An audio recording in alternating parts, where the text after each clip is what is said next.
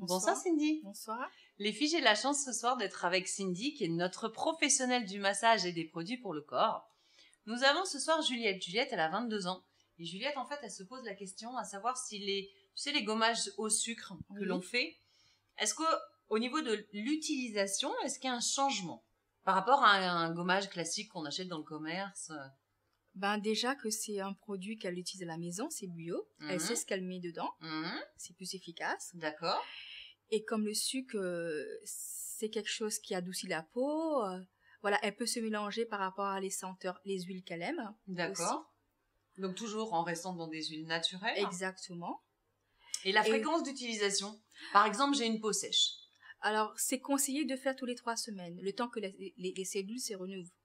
Parce que tous les 3 semaines, voilà. Et après, on peut le faire, on va voir nous-mêmes notre type de peau, s'ils sont adaptés ou pas. D'accord. Donc en fait, qu'on ait une peau sèche ou qu'on ait une peau grasse, la cellule, c'est normal. D'accord, c'est pas plus fréquemment. Exactement. D'accord, très bien.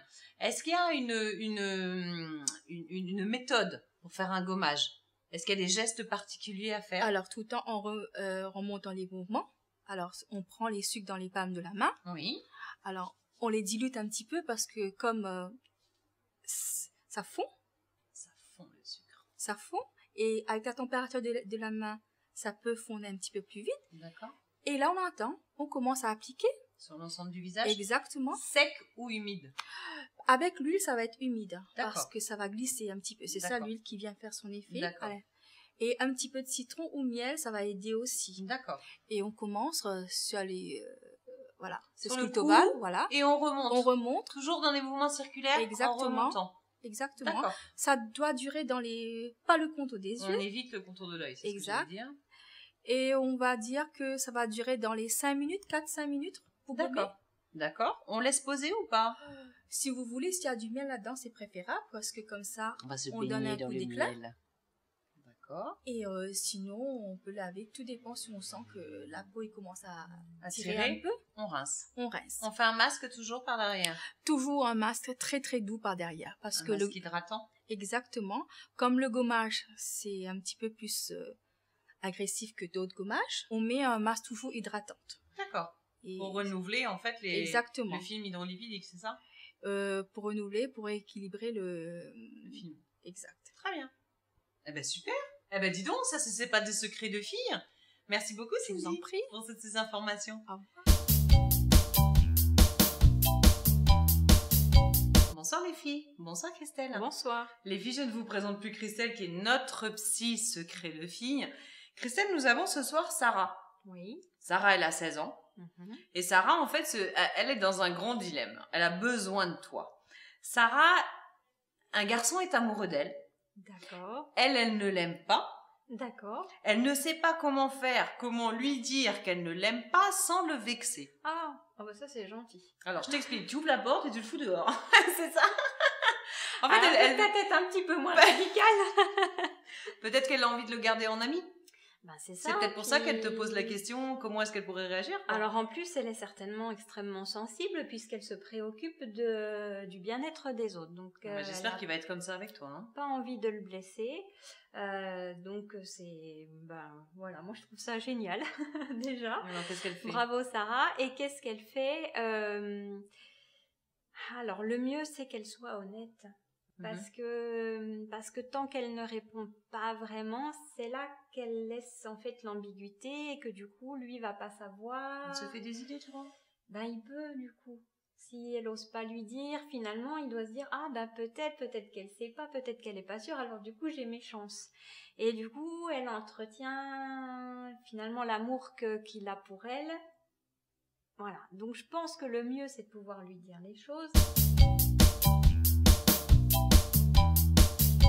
Si tu n'arrives pas à le faire directement, écoute, n'hésite pas, c'est à lui écrire ou à...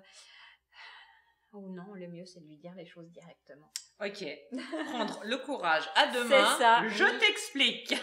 Voilà. Avec de la douceur. Ben c'est ça, Hein, comme tu n'as voilà. pas envie de le vexer, prends le temps d'y réfléchir et d'y mettre les formes, de lui dire que tu l'aimes beaucoup, que tu trouves que c'est quelqu'un de formidable, mais que tu n'as pas de sentiments pour lui et que voilà, que c'est beaucoup mieux pour lui, c'est qu'il passe à autre chose et qu'il trouve quelqu'un qui lui corresponde vraiment. Enfin, Pas évident, voilà, ça. aller sur ce registre-là et puis bah, l'accompagner parce que ça va sûrement être douloureux pour lui d'entendre que c'est pas réciproque. Après voilà, on va pas se forcer à aimer quelqu'un qui On ne peut pas demander à quelqu'un de l'aimer. non, les sentiments ça ne se contrôle pas. Tout à fait. Donc l'essentiel c'est qu'elle s'écoute et puis ce qui est bien déjà c'est au moins elle sait ce qu'elle veut, elle sait ce qu'elle ressent. Voilà, c'est ça c'est important déjà. Oui. C'est pas comme si elle savait pas où elle en était en fait. Voilà. Elle sait que son petit cœur ne bat pas pour ce jeune homme. Voilà, Donc tout à ça fait. c'est important. Oui. Christelle, merci beaucoup. Ben, je t'en Sarah, on te souhaite une très bonne soirée. Les filles, n'hésitez pas à nous envoyer vos questions sur www.secretdefille.tv et bien évidemment notre page fan. On vous fait des gros bisous et on vous souhaite un bon appétit. Salut les filles. prie. Au revoir. Bonsoir les filles, bonsoir Bruna. Bonsoir Stéphanie. Les filles, j'ai la chance ce soir d'être avec Bruna qui est notre spécialiste en manucure, en prothèse. Nous avons ce soir Bruna Audrey. Audrey, elle a 22 ans et Audrey, c'est une fan de vernis à ongles. Et en fait, elle te demande tes secrets pour appliquer un vernis parfaitement. D'accord.